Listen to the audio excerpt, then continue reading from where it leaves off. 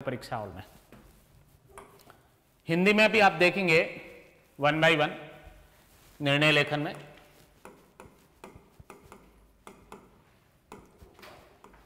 Fast लिख लें आप लोग हिंदी वाले भी।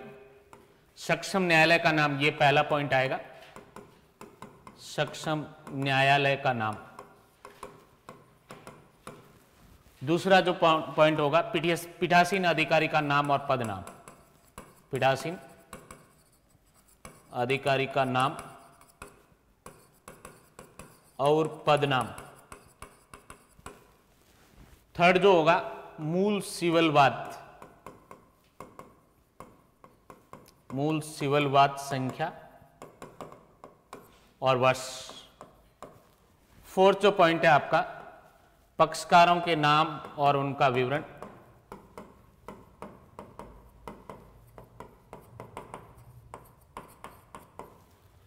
फिफ्थ, वाद का शीर्षक।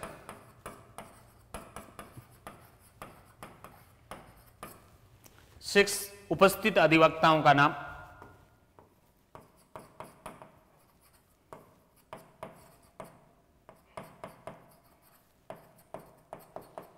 उपस्थित अधिवक्ताओं के नाम। सेवंथ, निर्णय शब्द सेंटर में लिखा जाएगा और अंडरलाइन होगा। एट्थ, निर्णय की तारीख, वो राइट साइड में होगी, वो बता रखी है प्रैक्टिकली मैंने आपको। नाइन्थ, वाद पत्र के संक्षिप्त कथन। यहां से एक्चुअल जजमेंट स्टार्ट होगा। ये सारा ड्राफ्टिंग का पोर्शन था, फिक्स फॉर्मेट का प्रोसेस था। यहां से पैरावाइज जजमेंट स्टार्ट होगा, पैरा नंबर 1 2 3 4। इसमें कोई नंबरिंग नहीं करनी है आपको। नंबरिंग कहां से स्टार्ट होगी आपकी? यहां से स्टार्ट होगी। Para number 1, para number 2, para number 3, para number 4। और ये जो डिटर्मिनेशन ऑफ जो इश्यूज था आगे देखेंगे, उसमें तो एवरी इश्यू पे आपको अलग पैरा है वो बनाना होगा। जब तक कि इंटरलिंक्ड है वो इश्यूज है वो नहीं है। यस, वाद पत्र के संक्षिप्त कथन या संक्षिप्त तथ्य। नेक्स्ट, लिखित कथन के या जवाब दावा के, लिखित कथन के संक्षिप्त कथन या संक्षिप्त तथ्य। नेक्स्ट, विवादकों की विरचना किए जाने का कथन, विवादकों की विरचना करने और पक्षकारों पर व्याख्या किए जाने का कथन।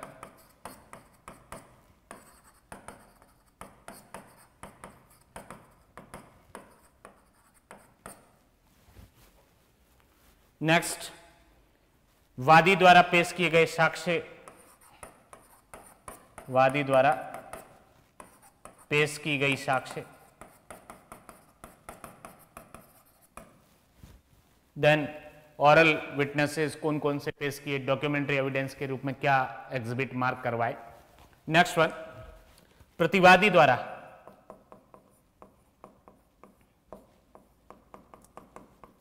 द्वारा पेश किया गया साक्ष्य, पेश किया गया साक्ष्य नोट कर ले आप आगे। इसके बाद बहस,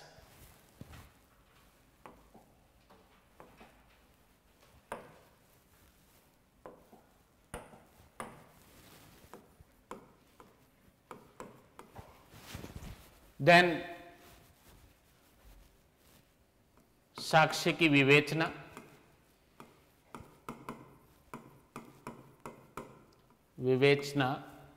और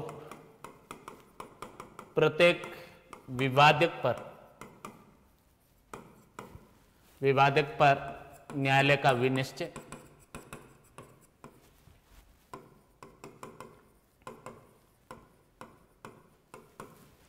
नेक्स्ट वन, न्यायालय का निष्कर्ष,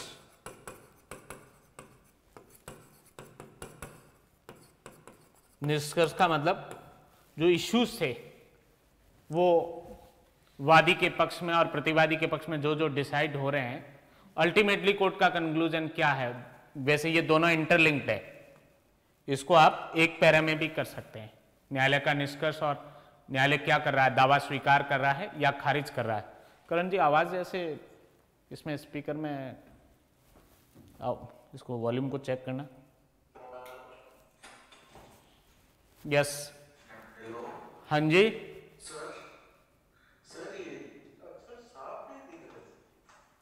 साफ नहीं दिख रहे।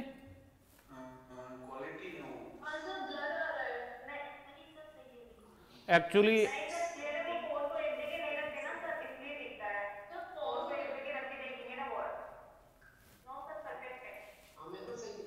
हाँ एक्चुअली रोज तो आप क्या है रेडीमेड माल देखते हो और आज खुद को बनाया जा रहा है, तो इसमें थोड़ा सा फर्क आएगा। वो जो अलग फॉर्मेट में तैयार होके आता है वो फटते नहीं है शब्द और क्लियरिटी के साथ दिखते हैं। और ये जो लिखा हुआ है ये हो सकता है आपका कोई नेटवर्क एरर वगैरह भी हो सकती है, but one of the reason ये भी हो सकता है। देन न्यायालय का निष्कर्ष, और इसको आप एक साथ भी लिख सकते हो। कोर्ट क्या कर रहा है, उसमें दावा स्वीकार कर रहा है, आंशिक रूप से भी स्वीकार हो सकता है और आंशिक रूप से अस्वीकार भी हो सकता है। दावा स्वीकार कर रहा है और खारिज कर रहा है, खारिज करने का कथन। देन पीठासीन अधिकारी के हस्ताक्षर,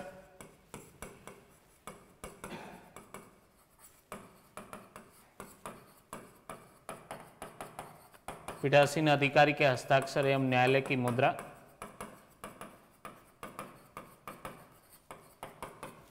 इसके बाद खुले न्यायालय में निर्णय सुनाए जाने का कथन,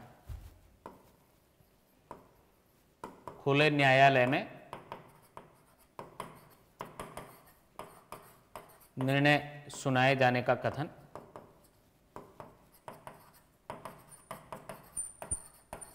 और लास्ट में जो है वो पीठासीन अधिकारी के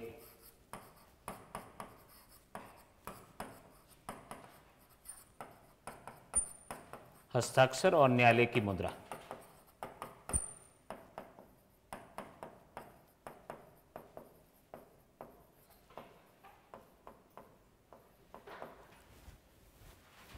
तो लगभग ये सारी बातें जो है, जहां WS जिस सूट के अंदर पेश हुआ है, जहां डिफेंडेंट ने एविडेंस भी पेश की है ड्यूरिंग ट्रायल, तो ये 20 जो पॉइंट्स है आपके, एक आध कम ज़्यादा भी 19 भी हो सकते हैं और 21 भी हो सकते हैं।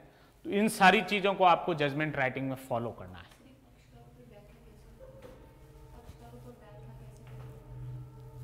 खाली स्टेटमेंट आएगा कि हमने ये विवादित बनाए और पक्षकारों पर व्याख्या कर दी, ऐसी एक लाइन आएगी।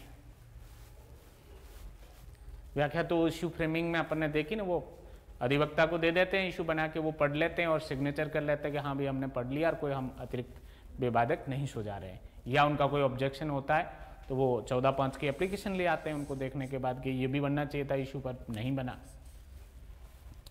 यस, तो इस तरीके से आपको ये निर्णय लेखन के अंदर इन सारी बातों को है वो फॉलो करना है। कॉम्पिटेंट कोर्ट से लेके और signature of the presiding officer and seal of court, ये जो 20 बिंदु जो मैंने आपको बताए, ये निर्णय लेखन में आपको बहुत हेल्प करेंगे। हाँ जी, क्या भैया?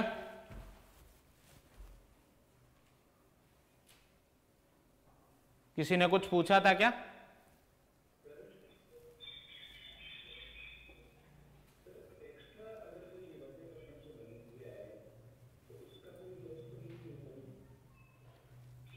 एक्चुअली वो प्रैक्टिकल की बात है, आप उस पर उलझते ही क्यों? आप तो सिंपल जो होता है बिना मतलब किसी प्रकार के ऑब्जेक्शन के उस बात को देखो कि हाँ कोर्ट ने बना दी है, पार्टीज का कोई ऑब्जेक्शन नहीं है।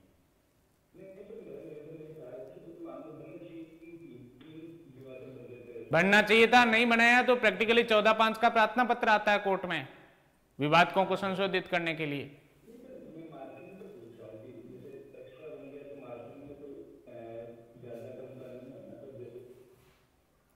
क्या कह रहे हैं? आवाज नहीं आ रही क्लियरिटी के साथ।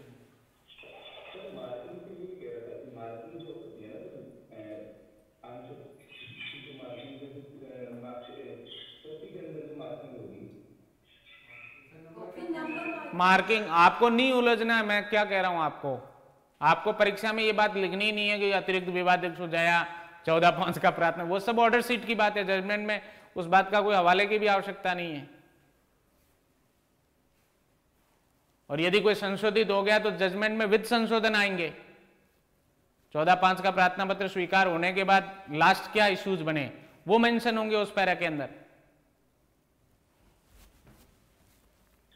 यस, तो आप सभी लोगों को जो क्लास में जुड़े हुए हैं, आपको ये सारी चीजें फॉर्मेट जो अपने डिस्कस किया समझ में आ गया ना?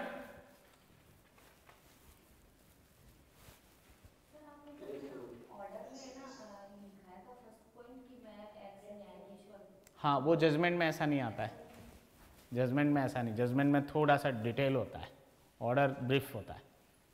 कुछ चीज़ें जजमेंट और ऑर्डर की कॉमन है, बट जजमेंट डिफर करेगा, उसमें वाद पत्र के संक्षिप्त तथ्य भी जो सामान्यतः ऑर्डर में कई बार नहीं भी आती है, केवल एप्लीकेशन तक ही सीमित रह सकता है। हाँ, ओपन करिए।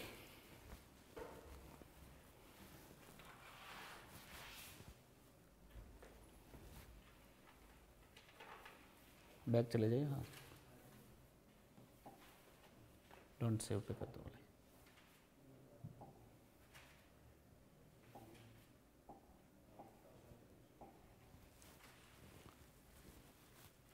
एडीजे के भी खूब सारे स्टूडेंट हैं ना क्लास में?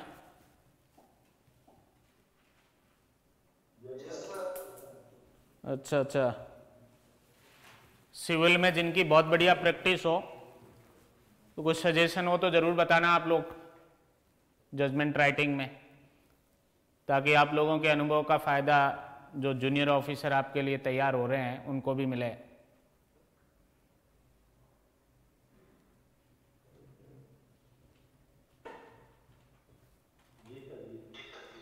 ओके, हो गया। हाँ जी, एक ही माइक ऑफ रखे। ऑफ क्या ऑन?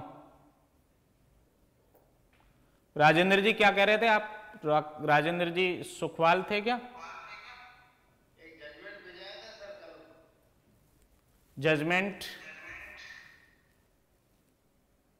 हेलो जी एक मैलिशियस प्रोसिक्यूशन का जजमेंट भेजा था। हाँ, भेजा तो था आपने, मैंने कुछ उसके इश्यूज वगैरह तो देखे थे, बट वो खारिज हुआ था अल्टीमेटली शायद, है ना? हाँ, खारिज हुआ था। तो वो रीजन क्या थे खारिज होने के इतना तो मैं नहीं देख पाया, पर मैंने उसमें जरूर वो इश्यूज वाली चीज़ जरूर देखी थी, इंग्लिश में नोट कर रखे थे डायरेक्ट जो एसेंशियल इंग्रेडिएंट्स रहते हैं वो, और अल्टीमेटली मैंने ये देख लिया था कि उसमें क्या हुआ है, खारिज हुआ है। बट रीजनिंग जो खारिज होने की थी उसको जरूर मैं आज दिन में देखूंगा। 15,000 रुपये ऐसा कुछ वसूली का दावा था।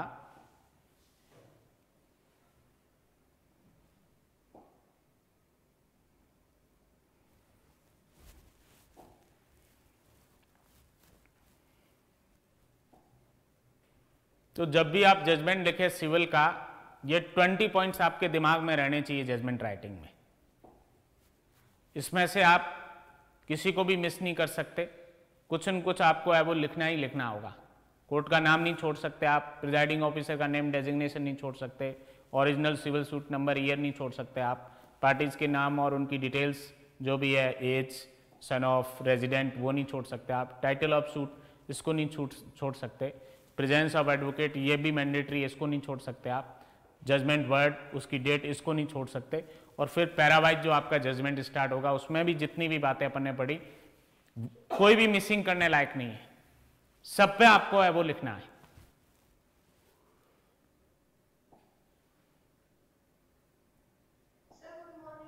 Very good morning.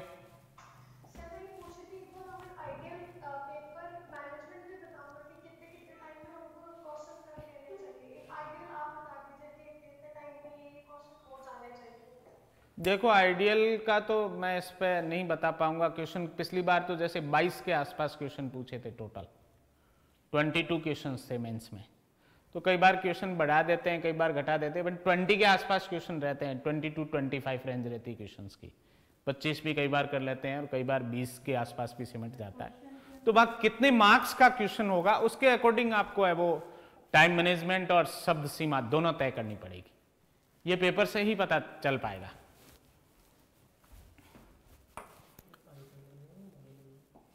मोबाइल ले जाओ आप और आईपैड भी ले जाओ, अगर मोबाइल से संभव नहीं हो तो आईपैड से देख लेना। यस, ये फैक्ट्स आपके पास ऑलरेडी है जो पैरा नंबर फर्स्ट में दे रखे हैं।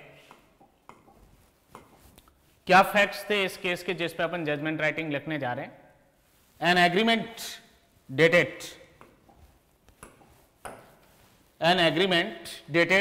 30 April 2002 executed between the plaintiff A and defendant B concerning the sale of a plot situated at Civil Lines, Bikaner, which was already in possession of the plaintiff as tenant. Plaintiff stated that he has performed his part of the agreement and has paid the entire consideration of the rupees 10 lakh by the December 2007. However, the sale deed was not executed and registered despite repeated requests. The same was being avoided. Defendant gave the notice dated 1st February 2011 alleging default in the payment of rent. When plaintiff personally met with the defendant in 15th March 2011, he refuses to execute the sale deed and ultimately plaintiff prayed by this suit. It was prayed that the defendant be directed to execute the sale deed and get the same registered, and a suit of the plaintiffs after inquiry was registered in the register of the civil suits. These are the brief facts of the plaint. What reply filed by the defendant and what objection specific allegations made by the defendant? Yes, the defendant filed the written statement inter alia submitting that the plaintiff has not performed his part of the contract. This is the first objection upon the plaintiff's conduct concerned to the section 16 of the SRA. Even as per the averments in the plaint, the consideration was paid in December 2007, therefore the suit is barred by the limitation. This is the second objection of the defendant. Suit of the plaintiff is barred by law. And the agreement being unregistered is inadmissible in evidence. This is the third objection.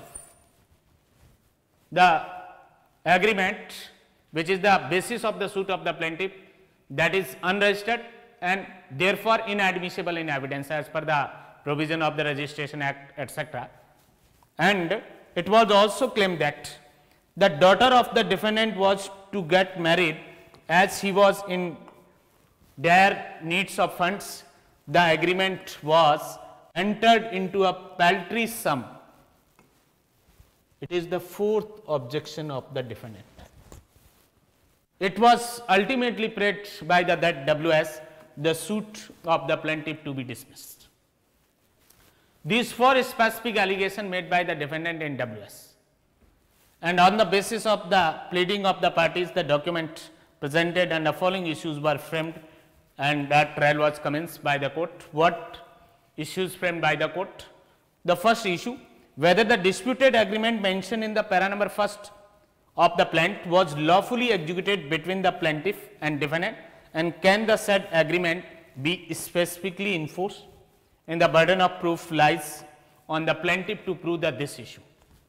Second issue, whether the plaintiff has performed and ready and willing to perform his part in the agreement.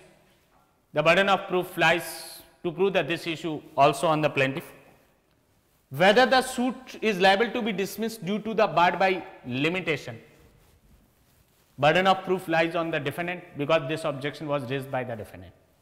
And whether the disputed unregistered agreement is inadmissible in evidence and the plaintiff suit is liable to be dismissed.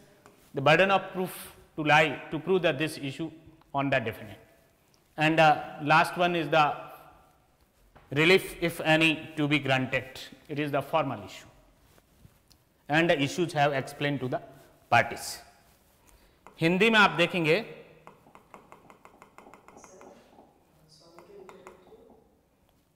एक minute भैया है ना,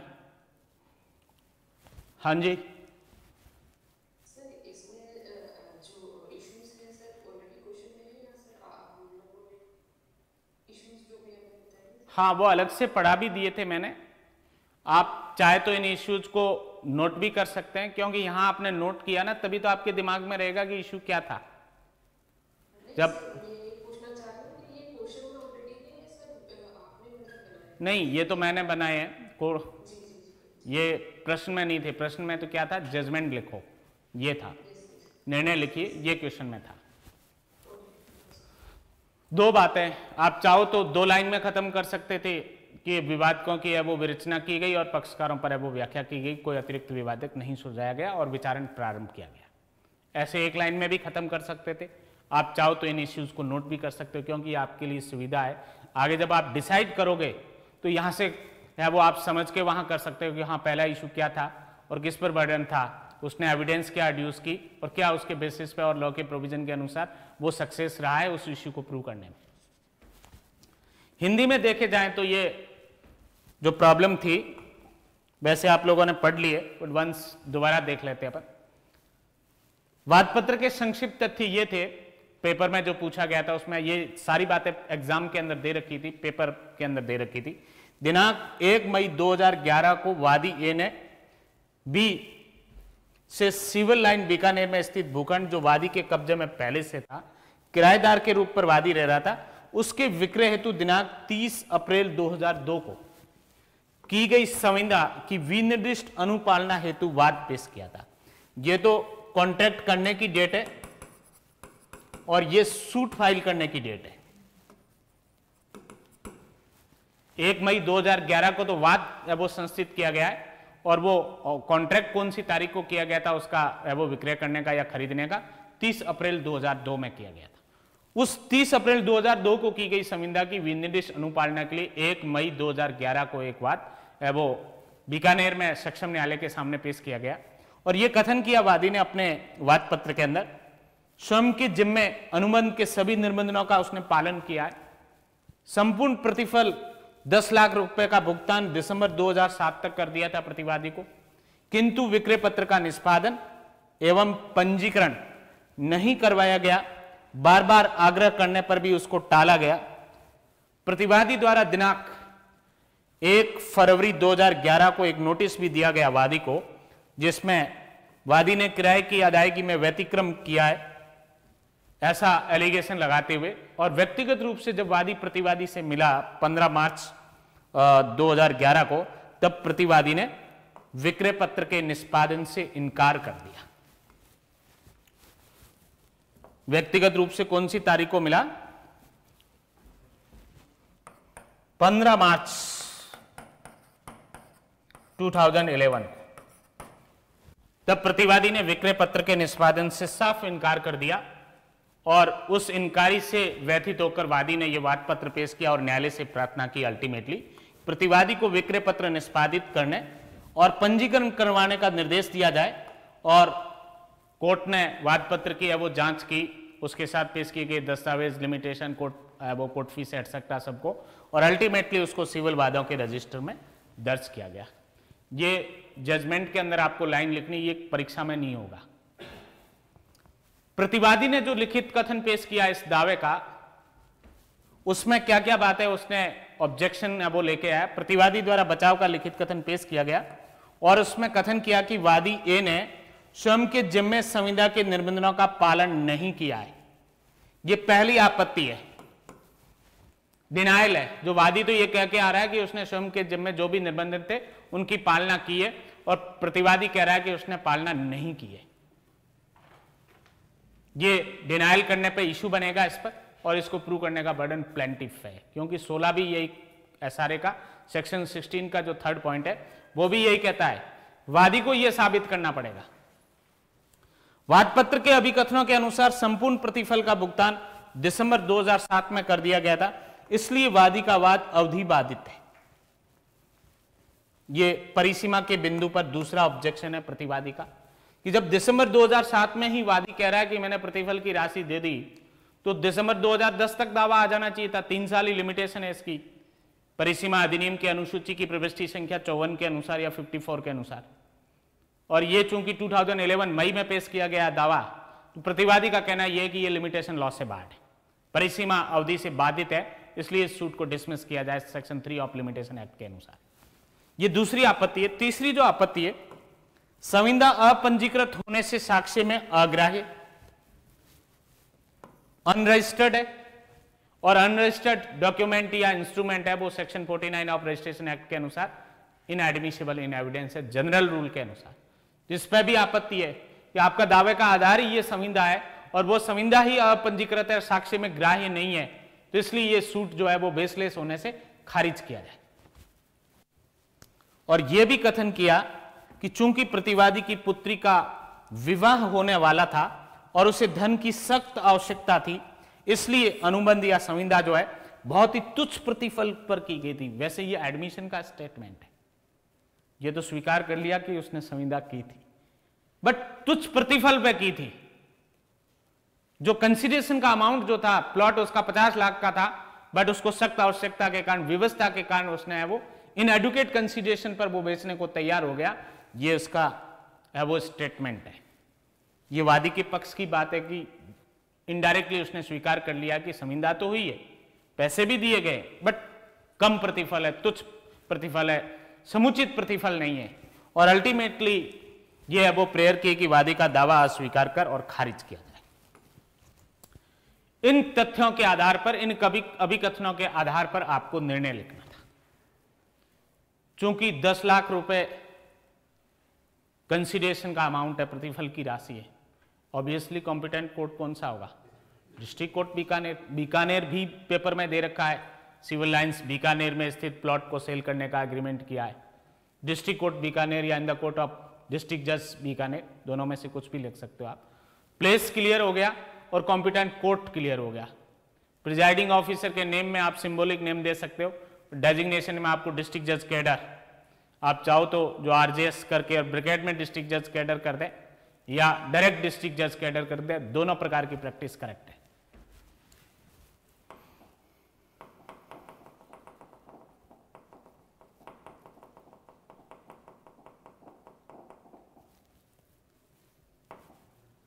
yes, तो यहां से अब अपन judgement start करेंगे। सबसे पहले कॉम्पिटेंट कोर्ट का नाम in the district court Bikaner. क्यों डिस्ट्रिक्ट कोर्ट बीकानेर है? सीनियर सिविल जज या सिविल जज क्यों नहीं आया? पिक्यूनरी जुडिक्शन नहीं है उनके पास। इस दावे को सुनने के लिए पिक्यूनरी जुडिक्शन 10 लाख रुपए की प्रतिफल की राशि का है, ये डिस्ट्रिक्ट कोर्ट के पास है। 5 लाख रुपए से ज्यादा का दावा, इसलिए डिस्ट्रिक्ट कोर्ट बीकानेर आएगा। प्रिजाइडिंग ऑफिसर के नेम में अपन ने सिंबॉलिक नेम दिया एक्स और डेजिग्नेशन जो है वो डिस्ट्रिक्ट जज कैडर।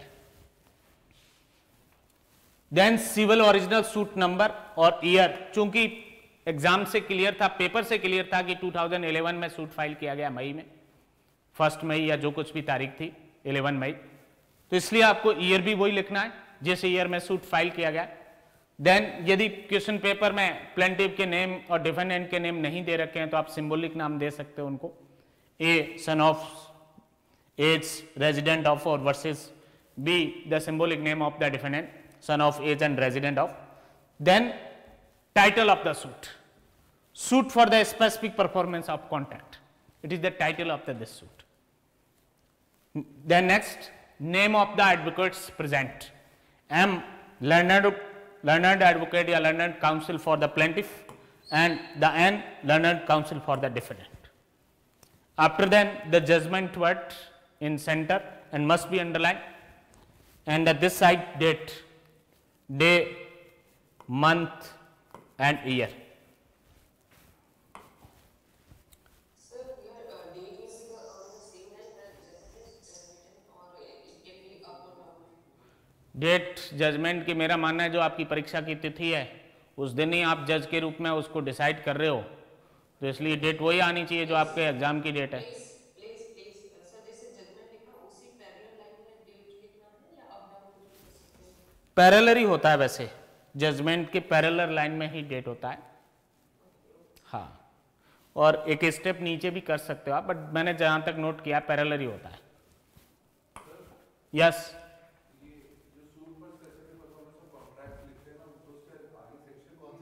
नहीं सेक्शन रिक्वायर्ड नहीं, लॉ नहीं बताना आपको। As per the order 6 rule 2 the basic principle of the pleading not state the law, only the facts. Law आपको आर्ग्यूमेंट के टाइम बताना है, लॉ को आपको क्रॉस के टाइम वहां है वो लॉ को यूज करना है आपको। यस, ये सारी चीजें वो पैरा नंबर 1 और 2 डिस्कस हो चुकी है ऑलरेडी। पैरा नंबर 3 भी डिस्कस कर लिया। यहां से जो ये डेट के बाद जो है, डेट के बाद एक्चुअल जजमेंट स्टार्ट होता है। यहां तक कोई नंबरिंग नहीं थी, बट इसके बाद जो है ये पैरावाइज होगा जजमेंट आपका। पैरा नंबर 1 जैसा अपन ने पहले भी डिस्कस किया था इसकी सिनॉप्सिस में भी कि वो किससे रिलेटेड होगा, brief facts of the plant. और एक लाइन लास्ट में आपको ऐड करनी है जो पेपर में नहीं मिलेगी, वो क्या है, ये the suit of the plaintiff after inquiry was registered in the register of the civil suit. और ये कुछ बातें सेकंड पैरा वाली भी आपको ऐड करनी है। Summons were served on the defendant to appear and file his written statement in reply to the plaint and the said summons were produced in the court after the due service. ये paper में हो भी सकता है और नहीं भी हो, ड्यू सर्विस वाला हो भी सकता है। Third para of the judgment is concern to the framing of issues. इसमें आपको इश्यूज डिस्कस करने, क्या इश्यूज है वो आप दोनों प्रकार का ट्रेंड अपना सकते हो। यदि अलग से क्वेश्चन पूछ लिया आपसे, issue frame the issues and write the judgment, तो आपको रिपीट नहीं करना है। फिर इश्यू फ्रेमिंग का अलग ड्राफ्ट सबसे पहले आपको बता देना है, फिर जजमेंट शुरू करना है। और जब जजमेंट का ये पैरा है तो आपको लिखना है कि एज पर लॉ है वो इशू फ्रेम कर दिए गए, एक्सप्लेन टू द पार्टीज। विवादकों की विरचना की गई विधि अनुसार या नियमानुसार और उसकी पक्षकारों पर व्याख्या कर दी गई। केवल एक लाइन में आपको कंप्लीट करना है। और यदि अलग से क्वेश्चन नहीं पूछा, केवल जजमेंट राइटिंग पूछा है, तो ये भले ही आपको 2 मिनट टाइम लगेगा इसको, क्योंकि यदि इस कंक्लूजन पे नहीं पहुंचे कि इश्यूज क्या है, मेन कंटेंशन क्या है, तो आप राइट जजमेंट ही नहीं लिख सकते। तो वो आगे वाला आपका जो है डिसीजन वाला जो पार्ट होगा, एप्रिसिएशन वाला पार्ट होगा, वो तभी क्लियर हो पाएगा जब आपके इश्यूज क्लियर है।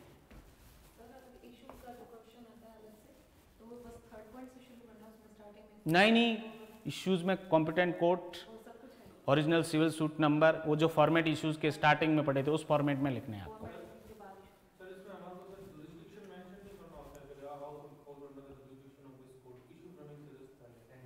वाई व्हाट इज गिर, उनकी ड्यूटी है। और वो चेकिंग में देख लिया जब दावा दर्ज करने से पहले कोर्ट का जुडिक्शन है या नहीं।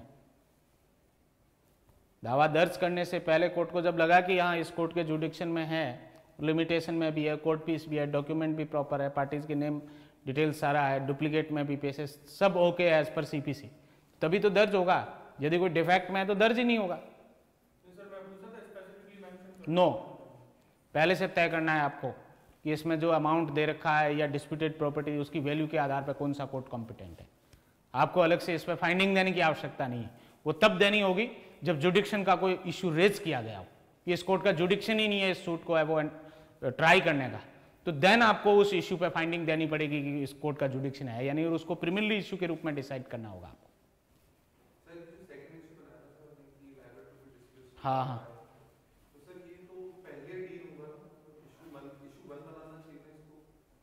सेकंड इशू क्या प्लेंटिफ कह के भी तो आ रहा है कि मैंने अपने टर्म्स जो भी थे कॉन्ट्रैक्ट पे मेरे पार्ट पे वो मैंने परफॉर्म कर दिया है, ये वो कह के भी आ रहा है। और डिफेंडेंट डिनाई कर रहा है स्पेसिफिकली उसको कि इसने नहीं परफॉर्म किया है।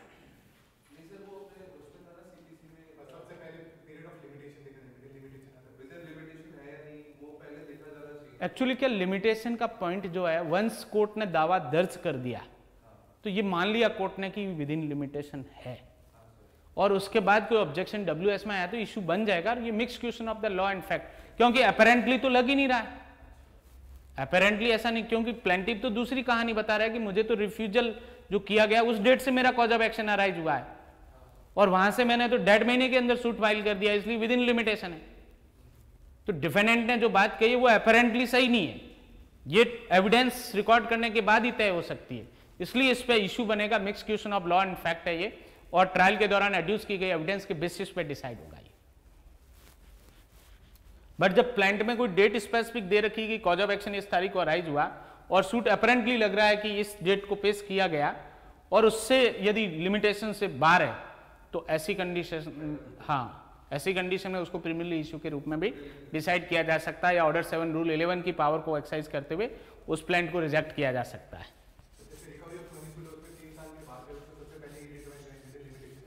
हाँ ऐसे केस में, बट फैक्चुअल पोजीशन से जो प्लांट और जो उसके साथ पेश किए गए डॉक्यूमेंट्स है उससे क्या ऐसा लग रहा है अपेरेंटली उस स्टेज पे कोर्ट को कि ये लिमिटेशन लॉ से बाहर है। डिफेंडेंट का डॉक्यूमेंट उस स्टेज पे कोई नहीं देखा जाएगा, वो ट्रायल में देखा जाएगा। Yes. Next, para number 4. On application of the plaintiff, summons were issued to the witnesses of the plaintiff. Plaintiff A submitted his affidavit in evidence and examined himself as a PW first. Original contract was marked as an exhibit first in evidence. Plaintiff firmly reiterated the facts of the plaintiff that on the 30th April 2002, a contract was executed between the plaintiff and defendant. The parties were competent to contract, was executed by the free consent of the parties for lawful object and with lawful consideration, not expressly declared void by the Contract Act 1872. In suit for the specific performance of the contract, registration of document is not necessary. Defendant refused to register the sale deed on the 15 March 2011. Cause of action arose on that same day, and hence the present suit is not barred by the limitation. The plaintiff has paid the entire consideration of the 10 lakh rupees under the contract, and compensation in money is not adequate relief in the contract for the sale of immovable property. The plaintiff is entitled to the specific performance of the said disputed contract, and the plaintiff produced the PW2P and the PW3Q in his evidence and stated that he is one of the attested witness of the said disputed document. Plaintiff A and the defendant B signed on the said agreement in his presence and was executed before him. PW3Q also produced the affidavit in his evidence and stated that he is one of the attested witness of the said disputed agreement, exhibit first, and plaintiff A and defendant B signed on the said agreement in the presence of him and the P, and that it was executed before him, and the plaintiff did not produce any other evidence, and ultimately no witnesses were further called. The evidence of the plaintiff was closed. So this para number 4 is entirely concerned to the evidence adduced or lead by the plaintiff before the court, oral witnesses and the documentary evidence which is produced by the plaintiff discussed under the para number 4 of the judgment. Para number 5, 3 oral witnesses examined himself as a PW first and the 2 attested witness of the said disputed agreement PW2P and PW3Q. Para number 5 is concerned to the evidence adduced by the defendant. The defendant B examined himself as a DW first and produced the affidavit in his evidence. The defendant B reiterated the averments made by him in his written statement that the plaintiff did not perform his part in disputed agreement. Plaintiff suit is barred by limitation. The disputed agreement is unregistered and inadmissible in evidence. The said contract was entered into for a paltry sum. During the cross-examination, defendant B admitted that the disputed agreement exhibit first was executed between the plaintiff A and the defendant B, though this admission statement is also from the averments of the WS. Defendant also admitted that he received the 10 lakh rupees as consideration and said that it was a paltry sum. Defendant also admitted that he signed on the disputed agreement exhibit first in the presence of the PW2P and PW3Q. Defendant did not desire to produce any other witnesses or the evidence, and ultimately the defense evidence of the defendant B closed. A single oral witness produced himself as a DW first, and no documentary evidence is produced by the defendant. Only the oral statement is made and reiterated in the evidence. Para number 6 is concerned to the final arguments. Final arguments were heard from the both sides, and a learned advocate of the plaintiff and defendant repeated the averments of the plaintiff and written statement. And the plaintiff counsel prayed to admit the claim and pass the decree in favor of the plaintiff, and the defendant counsel prayed to dismiss the suit of the plaintiff. बहुत brief में और संक्षेप में चलना है, लंबी चौड़ी आपको बहस जैसी होती है, कई बार है वो 2 घंटे 4-4 5-5 घंटे बहस चल जाती है, पूरा दिन ही निकल जाता है बहस में, तो वो सब नहीं बताना आपको, क्योंकि ऐसा करेंगे तो पेपर नहीं फेस कर पाएंगे अपन। तो आपको 2 से 3 लाइन में ही आर्ग्यूमेंट बताने, बस यही बोलना है कि उन्होंने जो प्लेंट में WS में था वही रिपीट किया और अल्टीमेटली प्लेंटिफ के एडवोकेट ने तो कहा हमारे फेवर में डिक्री दे दो, और डिफेंडेंट के एडवोकेट ने ये प्रेयर की कि इनका सूट खारिज कर दीजिए। यस, नेक्स्ट पैरा नंबर 7, यहां से माइंड एप्लीकेशन का काम है।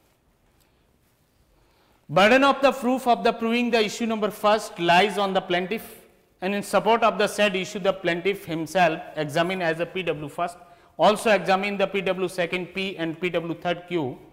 Plaintiff also gave the affidavit of his evidence and the affidavit of the PW 2P and affidavit of the PW third Q. Original contract marked as exhibit first. Plaintiff firmly stated in his evidence that the disputed contract exhibit first was executed between the plaintiff A and defendant B on the 30th April 2002. Entire consideration was paid by the December 2007 affidavit of the other attested witnesses PW second P and PW third Q corroborate the oral evidence as the statement of the PW first A.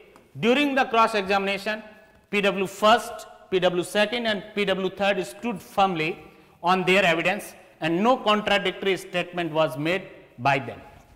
In rebuttal of the plaintiff's evidence, defendant B produced an affidavit of the himself, but during the cross examination, defendant B admitted that the disputed contract exhibit first was lawfully executed between the plaintiff and defendant on the 30th April 2002, further admitted that entire consideration rupees 10 lakh received from the plaintiff by the December 2007, and also admitted that the disputed contract was executed in the presence of the attested witnesses PW 2P and PW 3rd Q, and the disputed contract is proved to be a valid contract entered and executed between the plaintiff and defendant.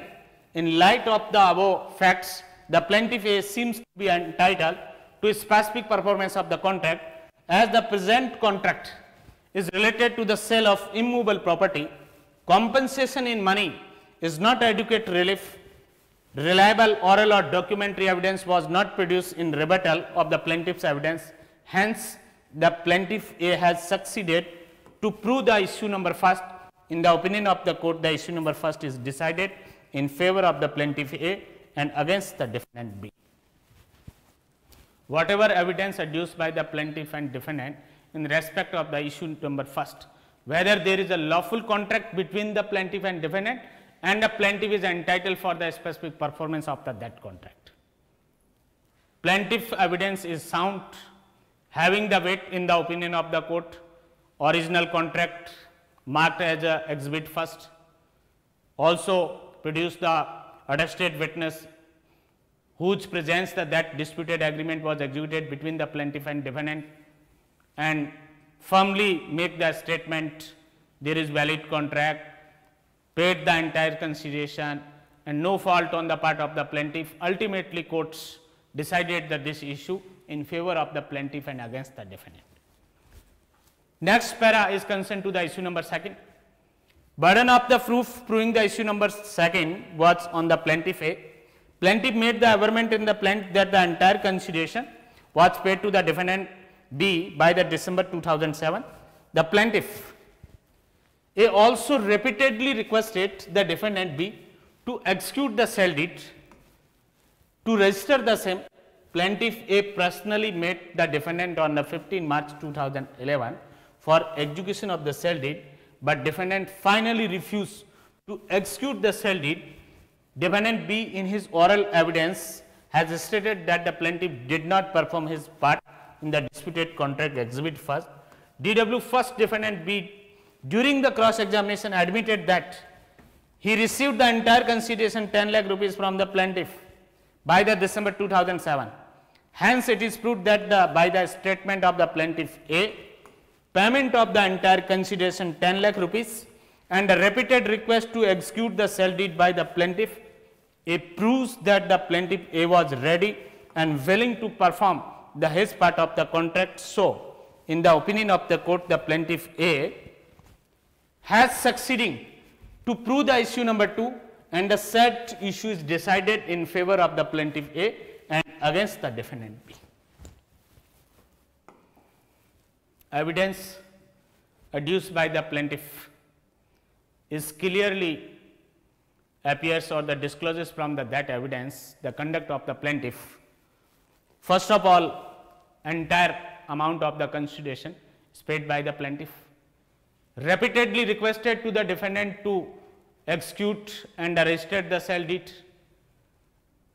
and the admission, statement of the admission of the defendant in the WS or the during the cross examination. From the all these surrounding circumstances or the situations or the factual position, court comes to the conclusion that the plaintiff is succeeding to prove the issue number 2 in his favor and against the defendant B. Then burden of the proof, para number 9 is concerned to the issue number 3. Burden of the proof proving the issue number 3 lies on the defendant. Defendant B has only orally argued that the cause of action had arose from the December 2007 when the entire consideration was paid and had failed to dismiss the suit as it is barred by the limitation. In rebuttal, the plaintiff firmly averred in the plaint that cause of action arose on the 15 March 2011 when the defendant B refused to execute the sale deed in favor of the plaintiff, and the plaintiff A has instituted the said suit on the 1st May 2011. During the argument, the learned advocate of the plaintiff A argued that according to the Article 54 of the Schedule of Limitation Act, the limitation period for the suit for specific performance of contract is 3 years and computed from the arising of the date of cause of action, and the cause of action deemed to arise in case of the suit for specific performance of the contract if any date was fixed from that date and where no day is fixed from the date of refusal.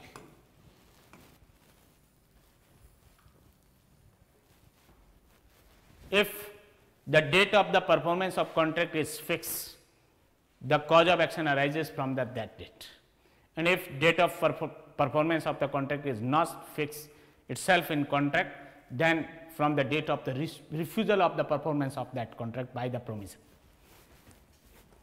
In the limitation in the present suit, the day for performance of contract was not fixed, have the cause of action arose on the 15 March 2011 and that the present suit was instituted on the 1st May 2011 and is within limitation. In the opinion of the court, according to the Article 54 of the Schedule of the Limitation Act 1963, in present suit there was no day fixed for the performance of the contract. Cause of action arose on the date of the refusal to perform the contract. In present suit, the defendant B refuses to perform the disputed contract on the 15 March 2011.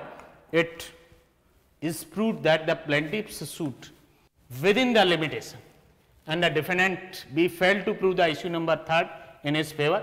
Hence, the issue number 3 is decided in favor of the plaintiff A and against the defendant B.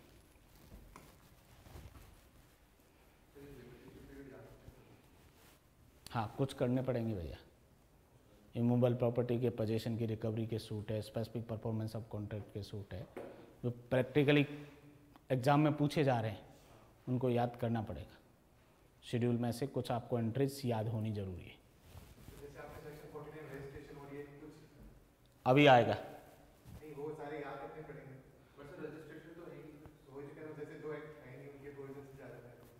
यदि कोई objection आता है तो मेरा मानना ऐसा है कि जो ऑब्जेक्शन किया जा रहा है उसमें वैसा प्रोविजन होगा. बिल्कुल हवा में ऑब्जेक्शन लॉ का नहीं होता है, वो तो मान के चलना पड़ेगा. एजम्पशन से पता चलेगा आपको कि हाँ इस तरीके का प्रोविजन है, वो होना चाहिए. क्लियर नहीं है तो वो अच्छा नहीं होगा पेपर. और क्या है, वो ज़्यादा से ज़्यादा उस क्वेश्चन में अपना 100% नहीं दे पाएंगे.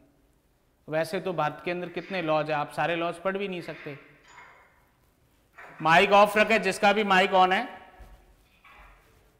कौन है ये 1 2 3 4 5 6 वाले?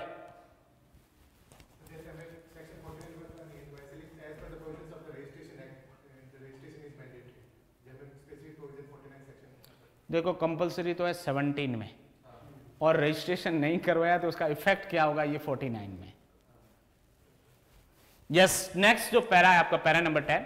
Burden of the proof proving the issue number 4 lies on the defendant B and the defendant made the averment in written statement that the disputed contract exhibit first is inadmissible in evidence due to the non-registration or the unregistration during the trial of the defendant. During the trial, the defendant is his evidence, affidavit of evidence, the repeated the averments of the written statement, and during the arguments, the learned counsel for the defendant be argued that according to the section 49 of the Registration Act 1908, unregistered document or the instrument is inadmissible in evidence. In rebuttal of the defendant evidence, the plaintiff produced his affidavit of the evidence and stated that in case of the specific performance of the contract, the unregistered document may be admitted in evidence. And during the argument, the learned counsel for the plaintiff A argued that the present suit is instituted for the specific performance of the contract, and according to the section 49 of the Registration Act, exceptionally in the suit for the specific performance of contract or for collateral purpose, suit for the specific performance of contract or for collateral purpose, unregistered document or the instrument is admissible in evidence.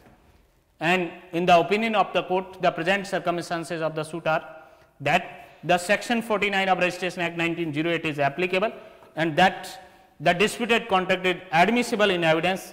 Therefore, the defendant has failed to prove the issue number 4, and the issue number 4 is decided against the defendant B and in favor of the plaintiff A. Issue number 4 concern to the admissibility of the inadmissibility of the unregistered document, that is also decided in favor of the plaintiff A and against defendant B, because the nature of the suit is suit for the specific performance of contract, and as per the section 49 of the Registration Act, there are two exceptions. One, the suit for the specific performance of contract, or another is collateral purpose. The unregistered document or the instrument are admissible in evidence. This case is also falls under the exception of the section 49. So, that this disputed agreement or contract is admissible in evidence as per the opinion of the court. And para number 11, as per the aforesaid appreciation of the facts and evidence, the issue number 1 to 4 are decided in favor of the plaintiff. The contract is admissible in evidence. The plaintiff is entitled to the specific performance of contract. Present suit is decreed in favor of the plaintiff. Defendant B shall execute the sale deed of the said plot in favor of the plaintiff A within the 2 months from the date of the judgment, as the entire consideration amount is already paid to the defendant B. The amount of the consideration of 10 lakh rupees mentioned in the sale deed, and if within the 2 months the defendant B fails to execute the sale deed, the plaintiff has right to apply before the court to execute the sale deed after the expiry of the 2 months on behalf of the defendant in favor of the plaintiff, and the parties shall bear their own cost and the decree shall be prepared accordingly. This para number 11 is concerned to the conclusion of the court. What ultimately done by the court, admitted the suit or they dismissed the suit.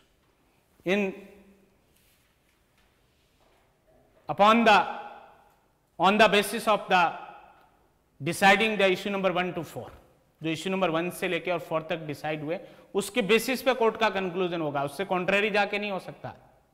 Conclusion जो भी होगा, जो issues में decide किया, यदि दोनों issues plaintiff के against तय हो जाते फर्स्ट एंड सेकंड, तो क्या दावा डिक्री हो सकता था? यहाँ नहीं, दावा डिक्री है वो नहीं हो सकता.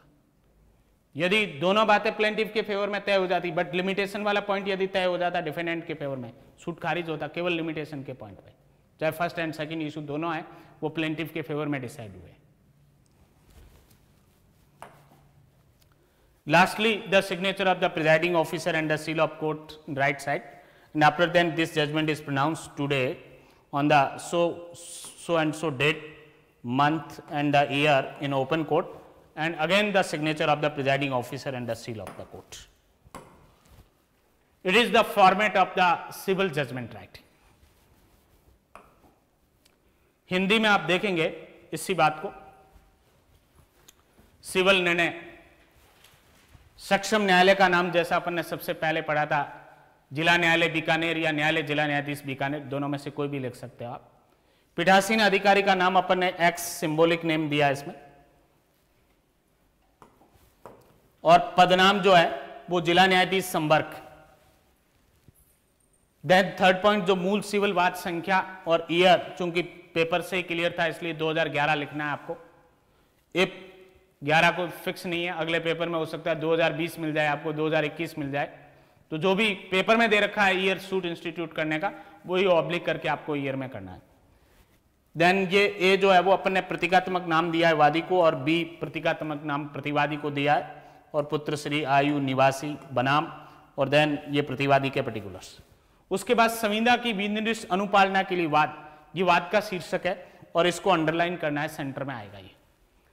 इसके बाद इधर लेफ्ट साइड में उपस्थित अधिवक्ताओं के नाम आएंगे और उनको एम, ये सिंबॉलिक नाम दिया है एम अपन ने वादी के अधिवक्ता के लिए, और एन अपन ने प्रतिवादी के अधिवक्ता के लिए दिया है। एम विद्वान अधिवक्ता वास्ते वादी और एन विद्वान अधिवक्ता वास्ते प्रतिवादी। इसके बाद ये निर्णय सेंटर में आएगा, निर्णय सब और अंडरलाइन होगा, और इधर जो है वो दिनांक आएगी, निर्णय डे, मंथ और ईयर। संक्षिप्त तथ्य क्या है ये ऑलरेडी डिस्कस हो चुके हैं वाद पत्र के। लास्ट लाइन आपको ऐड करनी है, वादी का ये वादी के वाद पत्र को, वो बात जांच है वो सिविल वाद के रजिस्टर में दर्ज वो किया गया।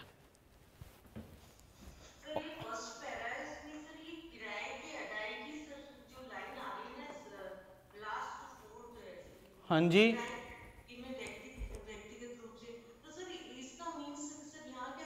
उसने कोई काउंटर क्लेम नहीं किया है कि साहब मेरा किराया बकाया और वो दिलाया जाए, ऐसा कोई WS में वो बात लेके नहीं आया। केवल उसने रनिंग में ये बात कही है कि साहब अब वो भी वादी कह के आ रहा है कि साहब मैं किराएदार हूं उसी मकान के अंदर, और मुझे है वो इसने प्रतिवादी ने नोटिस दिया कि आपने किराया समय पर भुगतान नहीं किया है, आप भुगतान कर दें अन्यथा हम आपके खिलाफ एक्शन लेंगे, सिविल सूट फाइल करेंगे या रेंट कंट्रोल एक्ट में जाएंगे, जो भी प्रोविजन लागू हो रहे हैं। तो उसके अकॉर्डिंग वो केवल एक लीगल नोटिस डिफेंडेंट ने दिया था। ऐसा नोटिस मिलने के बाद उसका जब इंटेंशन नजर आया ये नोटिस के थ्रू कि सोच सही नहीं है, अब शायद ये सेल डीड एग्जीक्यूट नहीं करेगा, तो उसके बाद जाके वो व्यक्तिगत रूप से एक तारीख पे मिलता है वादी, और वहां वो ठेंगा बता देता है या साफ मना कर देता है कि मैं नहीं करवाने वाला विक्रय विलेख आपके पक्ष में निष्पादित। तो एक स्टोरी थी ये। हाँ जी, कॉज ऑफ एक्शन का अराइज होना तो कॉन्ट्रैक्ट से है, जो कॉन्ट्रैक्ट किया गया जिस दिन इनकार किया कॉन्ट्रैक्ट, क्योंकि जब व्यक्तिगत रूप से मिला तब मना किया ना कि साहब मैं आपके फेवर में विक्रय विलेख निष्पादित नहीं करूंगा, वहीं से वाद हेतु को उद्भूत हुआ है। सूट लाने का अधिकार वहीं से उद्भूत हुआ है। हाँ जी, हाँ नहीं, नोटिस भी नहीं, जब मना किया ना नोटिस में तो उसने विक्रय विलेख पे कोई चर्चा नहीं की थी। नोटिस में केवल उसने अपने पैसों की मांग की कि मेरा 2 महीने का किराया चढ़ चुका है तो आप वो 1 महीने के अंदर जमा करें, अन्यथा मैं आपके खिलाफ है वो बेदखली की कार्रवाई करूंगा। माइक ऑफ रखें। यस, पैरा नंबर जो 2 है, पेपर में जो लिखित कथन के बारे में जो कुछ भी दे रखा है वो आपको बताना है। कुछ ये 1-2 लाइनें आप ऐड भी कर सकते हैं। प्रतिवादी बी को दावे का उत्तर देने, उपसंजात होने और प्रतिरक्षा का लिखित कथन पेश करने के लिए समन जारी किए, और जो बाद सम्यक तामील जो है वो न्यायालय में पेश किए गए, और प्रतिवादी के द्वारा बचाव का कोई लिखित कथन है वो पेश किया गया, और उसमें लिखित कथन में क्या कहा ये सारा ऑलरेडी डिस्कस हो चुका है। पैरा नंबर 3, ये विवाद कौन से संबंधित है। न्यायालय ने वादी और प्रतिवादी द्वारा पेश किए गए जो अभिवचन थे, उसके साथ पेश किए गए सारवान दस्तावेज थे, उनकी अंतर्वस्तु के आधार पर निम्नलिखित विवादक है वो विरचित किए। क्या क्या बनाए? 4 विवादक है वो बनाए। माइक किसी का चालू है, ऑफ कर दे अपना, आवाज आ रही है, बार बार डिस्टर्बेंस आ रहा है। पहला जो विवादक इसके अंदर बना ये वैसे अपन ने डिस्कस कर लिया है। वाद पत्र के पैरा नंबर 1 में वर्णित विवादित इकरारनामा या संविदा वादी और प्रतिवादी के बीच में वैध रूप से निष्पादित की गई थी, और वादी उक्त विवादित संविदा की विनिर्दिष्ट अनुपालना करवाने के लिए हकदार है, और इस विवादक को साबित करने का भार वादी पर होगा। विधिमान्य संविदा है उनके बीच में, और क्या उसकी विनिर्दिष्ट अनुपालना करने के लिए वो करवाने के लिए हकदार है। दूसरा, क्या वादी उक्त विवादित इकरारनामे उसके भाग के पालन के लिए तैयार और रजामंद था? इस विवाद को भी साबित करने का भार वादी पर होगा। क्या वादी का वाद परिसीमा विधि से वर्जित होने से खारिज होने योग्य है? इस विवाद को साबित करने का भार प्रतिवादी पे होगा, क्योंकि प्रतिवादी ये नया ऑब्जेक्शन लेके आ रहा है। और क्या उक्त विवादित संविदा अपंजीकृत होने से साक्ष्य में अग्राह्य और केवल इस कारण वादी का वाद खारिज होने योग्य है? ये आपत्ति भी प्रतिवादी के द्वारा नहीं रेज की गई है। इसको भी साबित करने का, ये या वो लीगल इश्यू है, इसको साबित करने का भार भी प्रतिवादी पर रहेगा। और फिफ्थ जो है वो औपचारिक विवादक बनता है, अनुतोष का कोई प्रदत्त किया जाए या नहीं, और विवादकों की पक्षकारों पर है वो व्याख्या की गई। ये एक लाइन आप ऐड कर सकते हैं। इसके बाद पैरा नंबर जो 4 है, वादी के द्वारा आवेदन करने पर वादी के साक्ष्यों को समन जारी की गई। ये वादी ने क्या साक्ष्य पेश किया, मौखिक साक्ष्य और वो दस्तावेजी साक्ष्य, वो इसमें वो डिस्कस होगा इस पैरे में। वादी द्वारा आवेदन करने पर वादी के साक्ष्यों को समन जारी किए गए और साक्ष्यवादी में वादी ए ने स्वयं का साक्ष्य का शपथ पत्र पेश किया और स्वयं को पीडब्ल्यू फर्स्ट के रूप में परीक्षित करवाया। वादी की तरफ से ओरल विटनेस कोई भी पेश होता है स्वयं या अन्य, तो उनको एक मार्किंग की जाती है सिविल जनरल रूल के है वो अनुसार, PW first, PW second, PW third. और डिफेंडेंट साइड से जो भी विटनेस आते हैं ओरल विटनेस, उनको DW first, DW second, DW third है वो मार्किंग होती है। पीडब्ल्यू फर्स्ट के रूप में वो परीक्षित करवाया। मूल संविदा को दस्तावेजी साक्ष्य के रूप में फर्स्ट के रूप में प्रदर्शित करवाया। प्लेंटिफ की तरफ से कोई डॉक्यूमेंट पेश होगा तो उसको एग्जिबिट 1, एग्जिबिट 2, एग्जिबिट 3 मार्क होता है, और डिफेंडेंट साइड से पेश होगा तो exhibit A1, exhibit A2, exhibit A3 है वो मार्किंग होती है उसमें। प्रदर्श 1 के रूप में प्रदर्शित करवाया। शपथ पत्र में वाद पत्र के तथ्यों की पुनरावृत्ति करते हुए कथन किया कि वादी और प्रतिवादी के बीच वैध संविदा दिनांक 30 अप्रैल 2002 को की गई थी। संविदा के दोनों पक्षकार सक्षम थे, पक्षकारों की स्वतंत्र सहमति थी। संविदा विधिमान्य उद्देश्य और प्रतिफल के लिए की गई थी। इस करार को संविदा अधिनियम में अभिव्यक्त रूप से शून्य घोषित नहीं किया गया है और उक्त वाद संविदा की विनिर्दिष्ट अनुपालना की लाया गया है, जिसके लिए लिखित या दस्तावेज का रजिस्टर्ड होना आवश्यक नहीं है।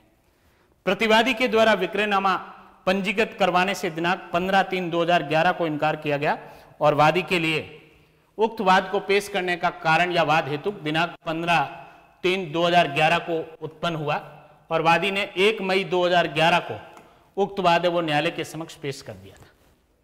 वादी का वाद परिसीमा अवधि के भीतर पेश किया गया है, यह वादी का कथन था। वादी ने 10 लाख रुपए संपूर्ण प्रतिफल का भुगतान कर संविदा के अपने भाग का पालन कर लिया है। स्थावर संपत्ति के विक्रय की संविदा होने से धन के रूप में प्रतिकर समुचित है वो अनुतोष नहीं है। इस विवादित संविदा की विनिर्दिष्ट अनुपालना करवाने का वादी है वो हकदार है और वादी ने अपने साक्ष्य में पीडब्ल्यूपी को है वो परीक्षित करवाया और उसने अपना साक्ष्य का शपथ पत्र पेश किया और उसमें कथन किया कि उक्त विवादित संविदा का वो अनुप्रमाणिक साक्षी है, अटेस्टेड विटनेस है। उसके समक्ष वादी ए और प्रतिवादी बी ने उक्त संविदा प्रदर्श 1 पर है वो हस्ताक्षर किए थे और यह संविदा उसके समक्ष निष्पादित की गई थी। वादी साक्ष्य में अन्य साक्षी पीडब्ल्यू थर्ड क्यू को परीक्षित करवाया गया और उसने भी अपने साक्ष्य का शपथ पत्र पेश कर कथन किया कि उक्त विवादित संविदा का अनुप्रमाणिक साक्षी है वो और उसकी एवं पी की उपस्थिति में वादी ए और प्रतिवादी बी ने उक्त संविदा पर है वो हस्ताक्षर एवं संविदा का निष्पादन किया था। वादी के द्वारा अन्य साक्ष्य पेश है वो नहीं किए जाने पर अल्टीमेटली साक्ष्यवादी है वो बंद किया गया। डॉक्यूमेंट्री एविडेंस में एक ओरिजिनल कॉन्ट्रैक्ट पेश किया गया और ऑरल विटनेसेस में 3 विटनेसेस प्रोड्यूस किए गए। स्वयं वो अपीयर हुए पीडब्ल्यू फर्स्ट के रूप में और पीडब्ल्यू सेकंड और थर्ड 2 जो गवाह थे उस वो एग्रीमेंट के उनको पेश किया। नेक्स्ट पैरा नंबर जो 5 होगा, ये प्रतिवादी ने क्या साक्ष्य पेश किया उन आपत्तियों के बारे में जो लिखित कथन में वो लेके आ रहे थे। प्रतिवादी ने अपने साक्ष्य में स्वयं का साक्ष्य का शपथ पत्र पेश किया और स्वयं को डीडब्ल्यू फर्स्ट के रूप में परीक्षित करवाया। प्रतिवादी की तरफ से जो भी विटनेस है वो परीक्षित होता है उसको एक मार्किंग या नंबरिंग दिया जाता है, DW first, DW second, DW third. जो पहले नंबर पे परीक्षित हुआ है कोर्ट में वो डीडब्ल्यू फर्स्ट है, सेकंड नंबर पे परीक्षित होगा वो डीडब्ल्यू सेकंड होगा, थर्ड नंबर पे परीक्षित होगा वो डीडब्ल्यू थर्ड होगा। लिखित कथन में किए गए अभिकथनों की पुनरावृत्ति करते हुए क्या कहा? वादी ए ने स्वयं के जिम्मे संविदा के निबंधनों का पालन नहीं किया। वादी का वाद परिसीमा अवधि से बाधित है। प्रदर्श एक विवादित संविदा अपंजीकृत होने से साक्ष्य में अग्राह्य और बहुत ही तुच्छ प्रतिफल पर संविदा की गई थी। ये सारी बातें जो लिखित कथन की, इन बातों को ही अपने साक्ष्य के शपथ पत्र में रिपीट किया। ये क्या नाम है इनका कैंडिडेट का? किरण वर्मा, माइक ऑफ कर दें अपना।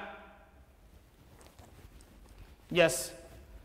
प्रतिपरीक्षा के दौरान प्रतिवादी ने स्वीकार किया कि प्रदर्श एक विवादित संविदा ए और बी के बीच निष्पादित की गई थी। प्रतिवादी ने यह भी स्वीकार किया कि वो प्रतिफल है वो तुच्छ था। प्रतिवादी ने यह भी स्वीकार किया कि प्रतिवादी और वादी ने अनुप्रमाणिक साक्षी PWP और PW3Q के समक्ष विवादित संविदा पर हस्ताक्षर कर उस संविदा को निष्पादित किया था और प्रतिवादी ने अन्य कोई दस्तावेज साक्ष्य में पेश नहीं करना जाहिर करने पर प्रतिवादी साक्ष्य जो है वो बंद किया गया। केवल ऑरल विटनेस के रूप में स्वयं परीक्षित हुए, कोई डॉक्यूमेंट्री एविडेंस नहीं है और कोई दूसरा विटनेस भी है वो नहीं है। पैरा नंबर 6 जो बहस से संबंधित होगा, उभय पक्षों की बहस अंतिम सुनी गई या बहस सुनी गई। वादी और प्रतिवादी के अधिवक्ता ने वाद पत्र और लिखित कथन के अभिकथनों का बहस के दौरान दोहराया और वादी के अधिवक्ता ने दावा स्वीकार कर डिक्री किए जाने का निवेदन किया और प्रतिवादी के अधिवक्ता ने वादी के वाद को खारिज किए जाने का निवेदन किया। नेक्स्ट पैरा नंबर 7, यहां से साक्ष्य की विवेचना और विवादकों पर कोर्ट का विनिश्चय आएगा। एवरी पैरा में विचारणीय प्रश्न फर्स्ट या विवादक संख्या फर्स्ट को साबित करने का भार वादी पर था और वादी ने विवादक संख्या 1 को साबित करने के लिए स्वयं को PW फर्स्ट के रूप में वो परीक्षित करवाया और P को PW सेकंड के रूप में और Q को PW थर्ड के रूप में परीक्षित करवाया। वादी ए ने स्वयं का साक्ष्य का शपथ पत्र पेश किया और मूल संविदा प्रदर्श 1 को भी अब वो प्रदर्शित करवाया साक्ष्य में और वादी ने दृढ़तापूर्वक शपथ पत्र में यह कथन किया कि विवादित संविदा प्रदर्श फर्स्ट वादी और प्रतिवादी के बीच 30 अप्रैल 2002 को निष्पादित की गई थी और जिसके संपूर्ण प्रतिफल का भुगतान दिसंबर 2007 तक कर दिया था। वादी के कथनों की संपुष्टि PW2P और PW3Q के द्वारा पेश किए गए साक्ष्य के शपथ पत्र से भी होती है। मूल संविदा प्रदर्श फर्स्ट से भी इन मौखिक साक्ष्य की संपुष्टि होती है। डॉक्यूमेंट्री एविडेंस भी कॉरोबोरेट कर रही है ऑरल एविडेंस को। प्रतिपरीक्षा के दौरान PW फर्स्ट, PW सेकंड और PW थर्ड सभी साक्षी अडिग रहे। कोई विरोधाभासी कथन उन्होंने नहीं किया। प्रतिवादी के द्वारा इनके खंडन में स्वयं का साक्ष्य का शपथ पत्र है वो पेश किया गया। शपथ पत्र पेश कर DW फर्स्ट के रूप में परीक्षित हुए और प्रतिवादी ने परीक्षा के दौरान यह स्वीकार किया कि वैध संविदा प्रदर्श फर्स्ट वादी ए और प्रतिवादी बी के बीच निष्पादित की गई थी और यह भी स्वीकार किया कि उसने वादी से संपूर्ण प्रतिफल की राशि 10 लाख दिसंबर 2007 तक प्राप्त कर ली थी। इस प्रकार न्यायालय की राय में वैध संविदा प्रदर्श फर्स्ट वादी और प्रतिवादी के बीच निष्पादित होना साबित है। स्थावर संपत्ति के विक्रय की संविदा होने से धन के रूप में प्रतिकर समुचित अनुतोष नहीं है। प्रतिवादी के द्वारा खंडन में कोई विश्वसनीय मौखिक और दस्तावेजी साक्ष्य पेश नहीं किया गया है। वादी विवादित संविदा प्रदर्श फर्स्ट की विनिर्दिष्ट अनुपालना करवाने का हकदार है। वादी विवादक संख्या फर्स्ट को साबित करने में सफल रहा, अतः विवादक संख्या फर्स्ट वादी के पक्ष में और प्रतिवादी के विरुद्ध तय किया जाता है। वैलिड कॉन्ट्रैक्ट है और उसका स्पेसिफिक परफॉर्मेंस करवाने के लिए एंटाइटल है। इन दोनों बातों को वादी ने अपने साक्ष्य के शपथ पत्र और डॉक्यूमेंट्री एविडेंस जो कोर्ट के सामने पेश की उससे वो साबित किया है और इसके रिबटल में प्रतिवादी के पास कोई रिलायबल वो एविडेंस नहीं थी, ना ओरल एविडेंस थी और ना कोई डॉक्यूमेंट्री एविडेंस थी।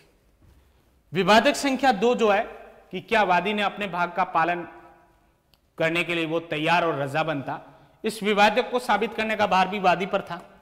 वादी ने वाद पत्र में यह अभिकथन किया कि उसने संपूर्ण प्रतिफल का भुगतान दिसंबर 2007 तक कर दिया था।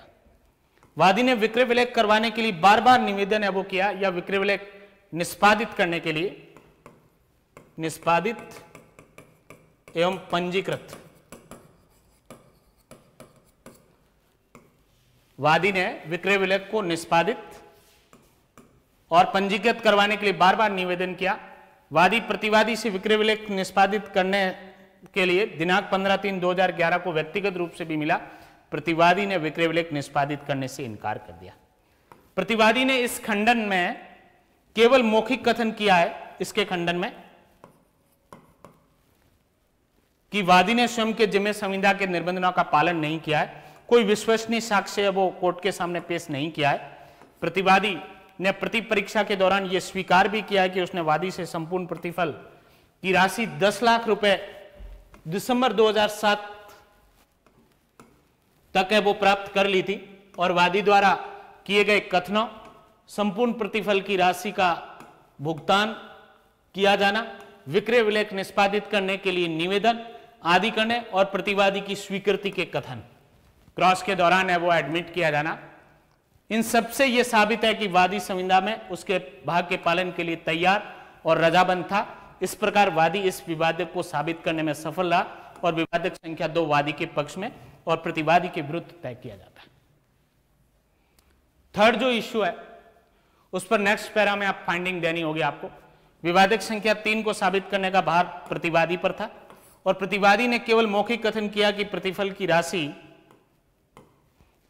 दिसंबर 2007 में दे दी जाने से वाद कारण वहीं से उद्भूत हुआ है और वादी का वाद परिसीमा विधि से वर्जित है। इसके खंडन में वादी ने वादपत्र में यह दृढ़तापूर्वक कथन किया कि वादी को वादपत्र पेश करने का वाद हेतु दिनांक 15/3/2011 को तब उत्पन्न हुआ जब प्रतिवादी ने विक्रय विलेख वादी के पक्ष में निष्पादित करने से इनकार कर दिया। वादी ने दिनांक 1/5/2011 को हस्तगत वाद न्यायालय के समक्ष पेश किया। वादी के अधिवक्ता ने बहस के दौरान तर्क दिया कि परिसीमा अधिनियम 1963 के साथ संलग्न अनुसूची के अनुच्छेद 54 के अनुसार संविदा की विनिर्देश अनुपालना के लिए वाद कारण उत्पन्न होने से 3 वर्ष के भीतर वाद पेश करने हेतु परिसीमा काल है। वाद कारण संविदा की विनिर्देश अनुपालना के वाद में उस समय उत्पन्न हुआ माना जाएगा। किस समय? यदि संविदा के पालन के लिए दिन नियत है तब उस नियत दिन से, और संविदा के पालन के लिए दिन नियत नहीं होने पर संविदा के पालन से इनकार करने की तारीख से उद्भूत होता है। और इस सूट में कौन सी बात लागू होगी? सेकंड बात, क्योंकि यहां डेट फिक्स नहीं है संविदा की है वो पालना करने की, तो इसलिए इनकार जिस दिन किया है उस तारीख से वाद हेतु उद्भूत हुआ माना जाएगा। हस्तगत वाद में संविदा के पालन के लिए दिन नियत नहीं था, इसलिए पालन से इनकार करने की तारीख से वाद कारण उद्भूत हुआ है। विवादित मूल संविदा प्रदर्श फर्स्ट का पालन से प्रतिवादी ने दिनांक 15 मार्च 2011 को इनकार किया, मना किया था। वहां से 3 वर्ष हस्तगत वाद के लिए परिसीमा काल था और हस्तगत वाद दिनांक 1 मई 2011 को इस न्यायालय के समक्ष पेश कर दिया गया था। वाद परिसीमा काल के भीतर होने का निवेदन किया गया और न्यायालय की राय में परिसीमा अधिनियम के अनुसूची के अनुच्छेद 54 के अनुसार हस्तगत प्रकरण में संविदा के पालन के लिए दिन नियत नहीं था, इसलिए संविदा के पालन से इनकार करने की तारीख से वाद कारण उत्पन्न हुआ है और संविदा के पालन से इनकार 15 मार्च 2011 को किया जाना साबित है, इसलिए वादी का वाद परिसीमा अवधि के भीतर पेश है। प्रतिवादी विवादक संख्या 3 को साबित करने में असफल रहा है, अतः विवादक संख्या 3 वादी के पक्ष में और प्रतिवादी के विरुद्ध तय किया जाता है। नेक्स्ट और लास्ट जो इश्यू है विवादक संख्या 4, उसको साबित करने का भार भी प्रतिवादी पर था। प्रतिवादी ने लिखित कथन में यह कथन किया था, विवादित संविदा अपंजीकृत होने से साक्ष्य में अग्राह्य।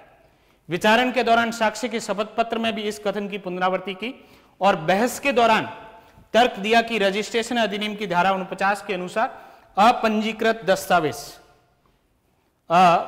दस्तावेज साक्ष्य में अग्राह्य होता है। वादी ने इसके खंडन में विचारण के दौरान पेश किए गए साक्ष्य के शपथ पत्र में यह कथन किया कि अपंजीकृत संविदा साक्ष्य में ग्राह्य है और बहस के दौरान भी वादी के अधिवक्ता ने तर्क दिया कि हस्तगत वाद संविदा की विनिर्दिष्ट अनुपालना के लिए संस्थित किया गया है और रजिस्ट्रेशन अधिनियम की धारा 49 के अपवाद के अंतर्गत संविदा की विनिर्दिष्ट अनुपालना के बाद या समपार्श्विक प्रयोजन के लिए अपंजीकृत दस्तावेज साक्ष्य में ग्राह्य होते हैं। संविदा की विनिर्देश अनुपालना का कोई वाद या संपार्श्विक प्रयोजन के लिए अपंजीकृत दस्तावेज भी साक्ष्य में ग्राह्य होते हैं। न्यायालय के राय में संबंधित विधि रजिस्ट्रेशन अधिनियम की धारा 49 के अवलोकन से स्पष्ट है कि संविदा की विनिर्देश अनुपालना के वाद में अपंजीकृत दस्तावेज साक्ष्य में ग्राह्य है। इस प्रकार प्रतिवादी इस विवादक को साबित करने में असफल रहा, अतः विवादक संख्या 4 भी प्रतिवादी के विरुद्ध और वादी के पक्ष में तय किया जाता है। लास्ट कंक्लूजन है कोर्ट का। अल्टीमेटली कोर्ट इसमें क्या करने जा रहा है, उपयुक्त विवेचना अनुसार विवादक संख्या 1 से 4 वादी के पक्ष में निर्णीत होने से वादी संविदा की विनिर्देश अनुपालना करवाने के लिए हकदार है। ये कोर्ट की फाइनल कंक्लूजन है।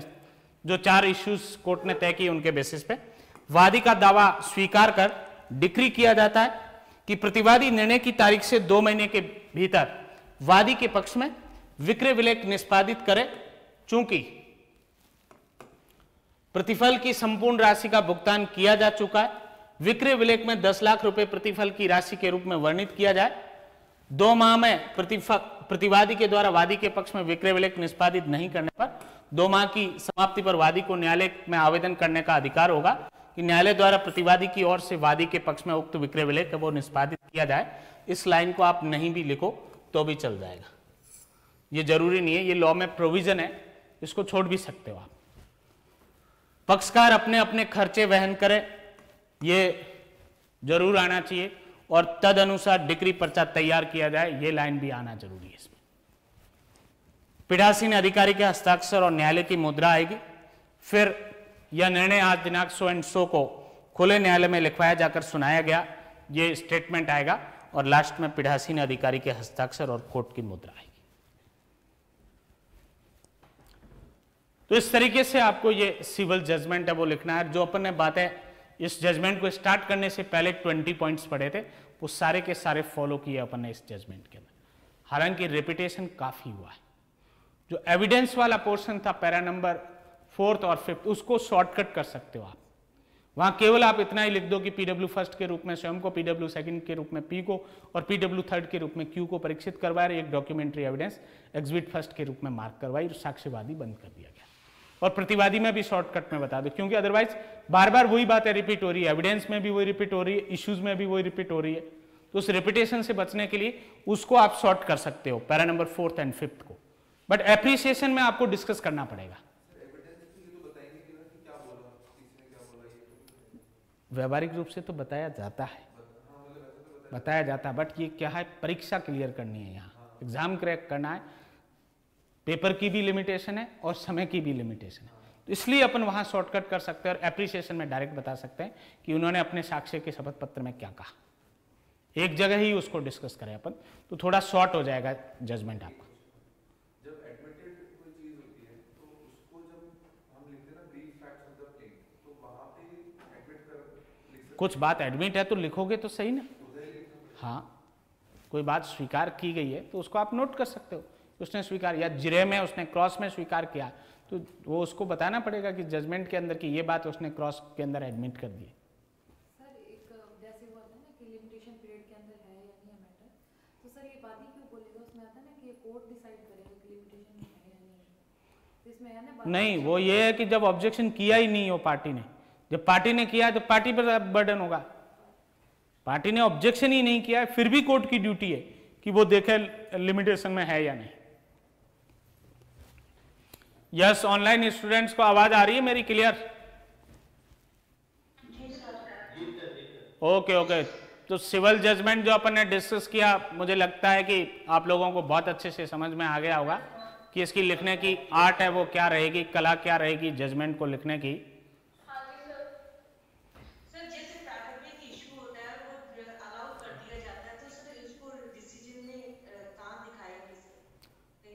आपने क्लास कब से लेनी स्टार्ट की? डेमो ली थी क्या मेरी क्लास? नहीं सर, मैंने नहीं। ओके। ठीक है सर। हाँ, वो एक पहले हमने जजमेंट डिस्कस किया था, उसको प्रीलिमिनरी इश्यू पे ही डिसाइड किया था, जिसमें रेलवे का कोई डिस्प्यूट था और रेलवे एक्ट के अंदर रेलवे क्लेम ट्रिब्यूनल का जुडिक्शन था उसके अंदर। तो उस दावे को हमने प्रीमियरली, वो क्या होगा कि जब इश्यू बनेंगे ना थर्ड पैरा के अंदर, फोर्थ जो आपका पैरा होगा या थर्ड पैरा में ही लास्ट में आपको ऐसा बोलना होगा कि चूंकि इसमें ये लीगल इश्यू है वो इन्वॉल्व है, इसलिए इस इश्यू को प्रीमियरली इश्यू के रूप में डिसाइड किया जाना आवश्यक है। तो इस लाइन को लिखते हुए फिर है वो उस इश्यू का बर्डन जिस पार्टी पे है, ऑब्वियसली है वो प्रीमियरली इश्यू है और ऑब्जेक्शन डिफेंडेंट का है, तो फर्स्ट डिफेंडेंट ही एविडेंस एड्यूस करेगा उसके अंदर उस इश्यू के संदर्भ में, और रिबेटल एविडेंस प्लेंटिफ के द्वारा पेश की जाएगी उसमें।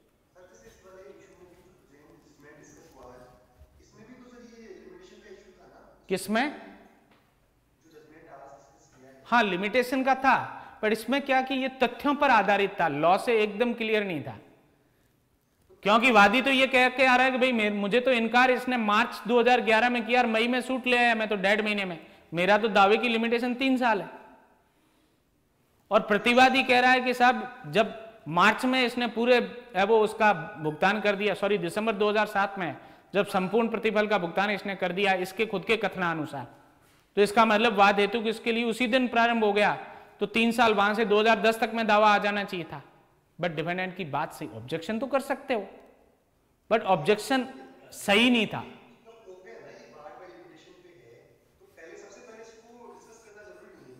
देखो ऐसा है कि प्लेंट के अबरमेंट से आपको लग रहा था क्या, वो तो कह रहा है कि मेरा कॉज ऑफ एक्शन 15 मार्च को उद्भूत हुआ है और मैंने मई में लेके आया, तो क्या आप प्लेंट को देखकर ये तय कर सकते हो क्या?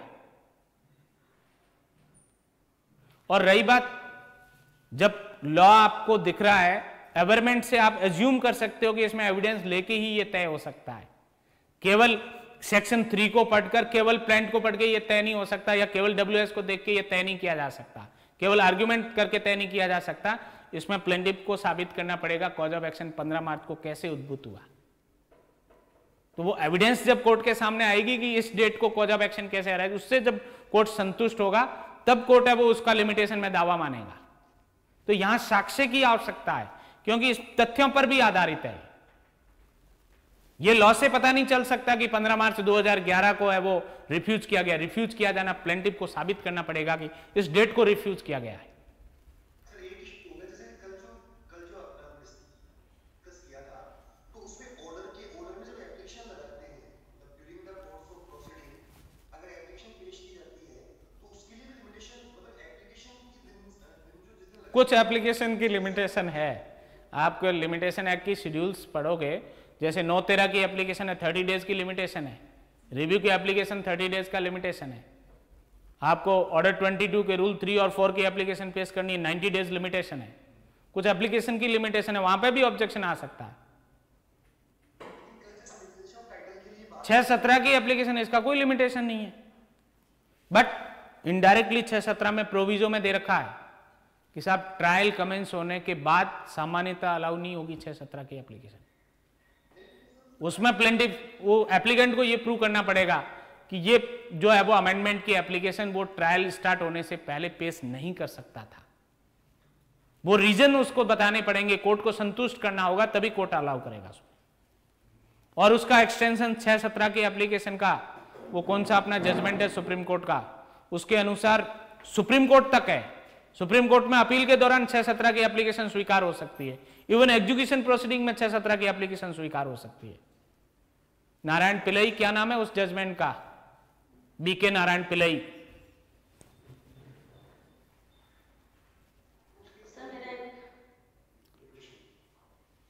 यस सर मेरा एक डाउट था सर, मैं यूँ कह रही थी कि जैसे इसमें 4 इशू बने अपने और चारों वादी के पक्ष में डिसाइड हो गए। हाँ, अगर सर मान लीजिए 2 वादी के पक्ष में डिसाइड हो, शुरू के दोनों वादी के पक्ष में डिसाइड हो जाता और तीसरा यदि प्रतिवादी के पक्ष में डिसाइड होता तो लीगल पॉइंट पे दावा खारिज हो जाता, भले ही पहला और दूसरा वादी के पक्ष में तय हुआ है।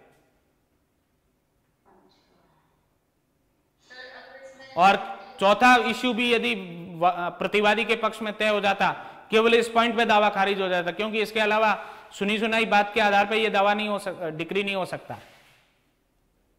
जब आपका बेसिस ऑफ सूट है वही साक्ष्य में वो ग्राह्य नहीं है तो सूट है वो डिसमिस होगा।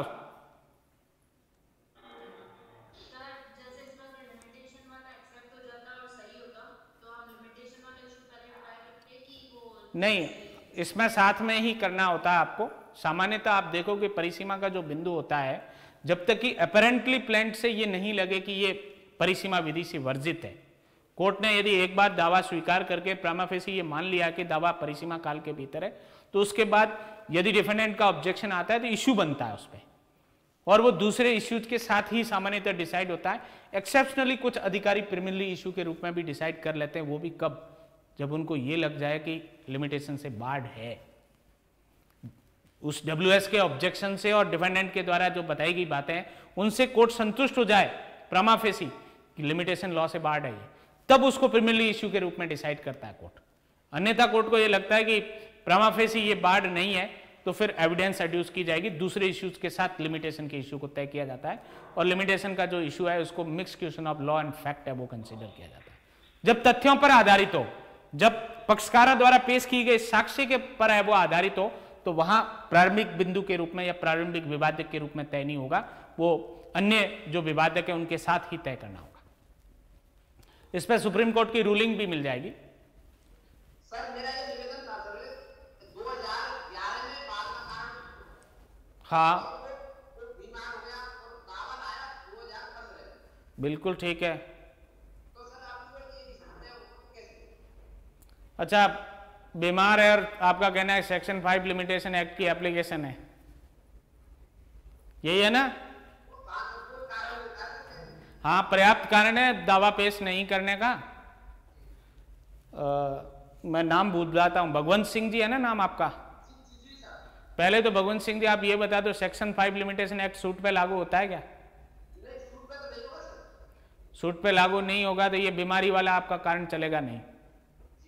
कोई और कारण ढूंढो, माइनरिटी, इंसेनिटी, इंडिजेंसी 13 की कोई एप्लीकेशन थी, इनकम्पिटेंट कोर्ट में बोनाफाइड सूट फाइल किया था, सेक्शन 15 का कोई रीजन ढूंढिए आप, इंजेक्शन से रोक दिया गया था, नोटिस देने में कोई टाइम लगा है, डिफेंडेंट आउट ऑफ इंडिया था, या फ्रॉड की कोई मैटर है उसमें आपको बाद में पता चलता है उसने वो कोई फ्रॉड किया है, या वो मिस्टेक पर बेस्ड है तो मिस्टेक का पता आपको बाद में चलता है, ऐसा कोई कारण ढूंढना पड़ेगा।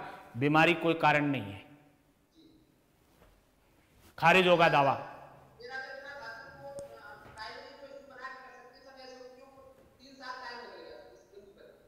भाई सबसे पहले तो आपको, यदि आपका दावा है वो लिमिटेशन में नहीं है और आप कोई एप्लीकेशन उसके साथ लेके आ रहे हो, एप्लीकेशन तो मैं आपको कह रहा हूं कि मेंटेनेबल ही नहीं है, इसमें आपको प्लेंट में स्पेसिफिक गवर्नमेंट करना होगा। वाद पत्र के अंदर आदेश 7 नियम 6 के अनुसार आपको विनिर्दिष्ट कथन करना होगा कि आप परिसीमा विधि के किस प्रावधान के अंतर्गत छूट पाने का हकदार हो। अलग से एप्लीकेशन उसमें मेंटेनेबल नहीं है, यह आपको अपने वाद पत्र में ही बताना होगा कि साहब मैं माइनर था, कॉज ऑफ एक्शन अराइज हुआ उस समय, इसलिए मुझे सेक्शन 6 का वो कंसेक्शन है वो दिया जाए और मेरा दावा है वो स्वीकार किया जाए, मैं मेजर इस तारीख को है वो हुआ हूं, या मेरी डिसेबिलिटी इस तारीख को है वो सीजेज हुई है। तो उस बात को आप अपने प्लेंट के अंदर स्पेसिफिक एक पैरे में वो नोट कर सकते हो। नोट क्या कर सकते हो, ड्यूटी है आपकी, नोट करनी होगी यदि आपको दावा स्वीकार करवाना है। बट आधार वही होंगे जो 6 में कवर हो सकता है, कोई आधार 7 में हो सकता है, 13 का हो सकता है, 14 का हो सकता है, 15 का हो सकता है, 17 का कोई आधार हो सकता है। बट धारा 5 जैसा कोई आधार मेंटेनेबल नहीं। साहब मैं जेल में बंद था, मैं बीमार था, यह आधार नहीं है यहाँ पर। ये अपील में चल जाएंगे, आपके ऑर्डिनरी एप्लीकेशन में चल जाएंगे, बट एग्जीक्यूशन की डिग्री, एग्जीक्यूशन की जो एप्लीकेशन है उसमें नहीं चलेंगे और सूट में नहीं चलेंगे ये आधार। हाँ जी, नेक्स्ट जो क्लास है अभी सुनील सर की होगी, अभी 11 से 12 टाइम लगभग हो चुका है क्लास का।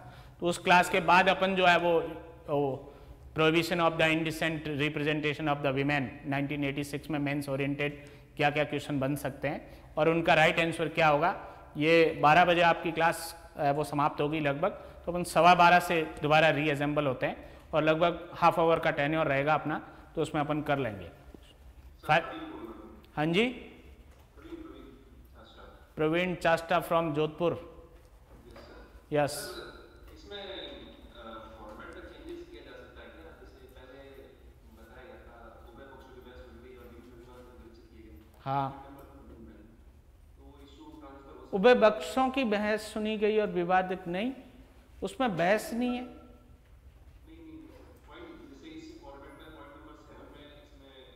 वो आर्ग्यूमेंट तो एविडेंस कंप्लीट होने के बाद के हैं, फाइनल आर्ग्यूमेंट तो वो तो साक्ष्य के बाद ही बताओगे, वो पहले का स्टेज ही नहीं है। वो तो एविडेंस आपको पहले प्लेंटिफ की एविडेंस बतानी पड़ेगी, फिर डिफेंडेंट की एविडेंस बतानी पड़ेगी, फिर आर्ग्यूमेंट बताने होंगे। उसमें कोर्ट ने क्या किया है, कोर्ट ने प्लेंट देख लिया, WS देख लिया, कोई मटेरियल डॉक्यूमेंट था उसको देख लिया, और कोई ऑर्डर 10 का एग्जामिनेशन था, ऑर्डर 11 की कोई इंट्रोगेटरीज की रिप्लाई थी, उन सबको देख के कोर्ट है वो इशू फ्रेम करता है।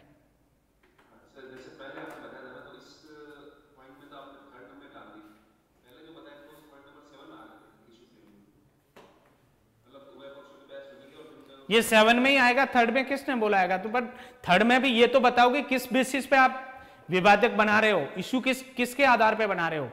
हाँ, हमने प्लीडिंग को देख लिया है, हमने मटेरियल डॉक्यूमेंट से उसको भी देख लिया, अवलोकन कर लिया, उसके आधार पर हम वो ये इश्यूज बना रहे हैं। ये कोर्ट की फाइंडिंग है। तो दोनों में अंतर है ना, पॉइंट थर्ड में अलग बात है और पॉइंट 7 में अलग बात है।